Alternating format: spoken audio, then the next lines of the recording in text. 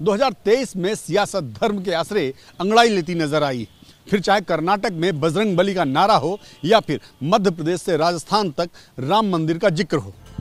राम मंदिर का जिक्र इसलिए क्योंकि नए साल के पहले महीने में ही राम मंदिर की प्राण प्रतिष्ठा होने जा रही। अयोध्या में पूरी तैयारियां हो चुकी हैं। विकास परियोजनाओं को तेजी से पूरा किया जा रहा है। अयोध्या के चौक चौराहों पर सौंदर्यीकरण का काम तेजी से चल रहा है। राम पथ पर लगाई गई लाइट अयोध्या की शान बढ़ा रही है।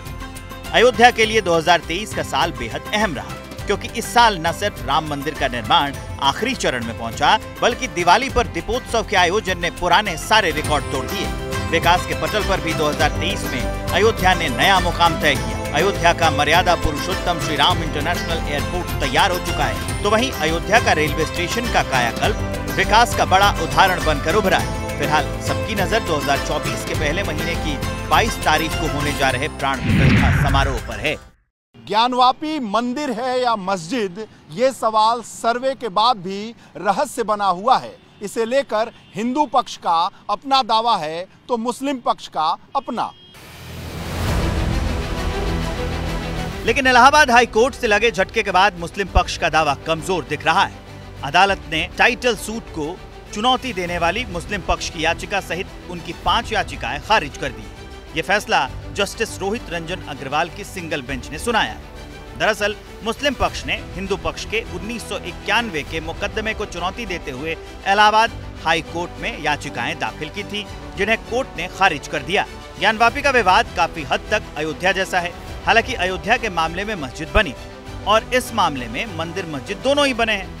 काशी विवाद में हिंदू पक्ष का कहना है कि 1669 में मुगल शासक औरंगजेब ने यहाँ काशी विश्वनाथ मंदिर को तोड़कर ज्ञानवापी मस्जिद बनवाई। साल 2023 भारत की उभरती हुई और मजबूत लीडरशिप के लिए भी खास रहा, जब भारत की राजधानी दिल्ली में G20 का आयोजन हुआ। ये पहला मौका था जब भारत G20 का मेजबान था और अमेरिका, ब्रिटेन, चीन, जर्मनी और फ्रांस जैसे देशों के राष्ट्राध्यक्ष मेहमान थे। भारत की अध्यक्षता में G20 की थीम वसुधैव कुटुंबकम, एक पृथ्वी, एक कुटुंब, एक भविष्य को दर्शाया गया, जहां दुनिया ने भारत की ताकत और प्रधानमंत्री मोदी की नीति को करीब से देखा। पीएम मोदी ने G20 नेताओं से वैश्विक विश्वास की कमी को खत्म करने और वैश्विक भलाई के लिए एक साथ चलने पर जोर दिया। दुनिया के भविष्य और नई दिशा को लेकर 2 दिन तक समिट की कई बैठकें हुई। इस समिट में अमेरिका के राष्ट्रपति जो बाइडेन, इटली की पीएम जॉर्जिया मेलोनी, ब्रिटेन के पीएम ऋषि सुनक, फ्रांस के राष्ट्रपति इमैनुअल मैक्रो समेत दुनिया भर के बड़े बड़े नेताओं ने हिस्सा लिया। डायमंड सिटी सूरत में एक ऐसी बिल्डिंग बनाई है जो दुनिया का सबसे बड़ा ऑफिस है। इस ऑफिस का नाम है सूरत डायमंड बुर्स।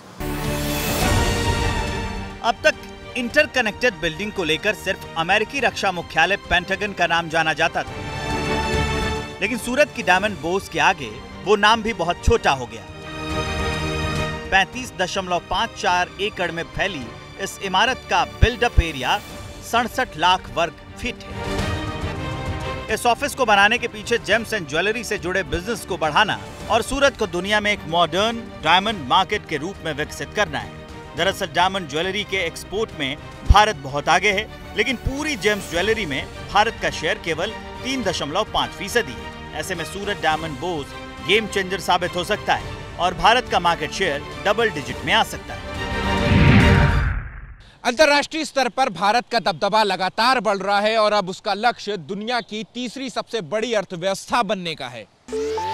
मौजूदा समय में भारत दुनिया की 5वीं बड़ी अर्थव्यवस्था है, लेकिन वर्ल्ड बैंक और IMF का अनुमान और बढ़ते GDP के आंकड़े बता रहे हैं कि वो दिन दूर नहीं जब भारत दुनिया की तीसरी अर्थव्यवस्था बन जाएगा।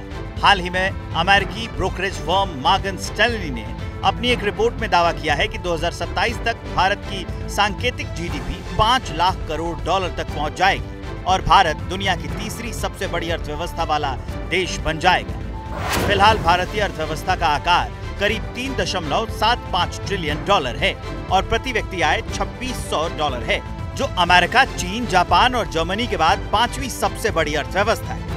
लेकिन सब कुछ ठीक रहा तो जल्द ही ये क्रम बदल जाएगा और भारत अमेरिका और चीन के साथ टॉप 3 में पहुंच जाएगा।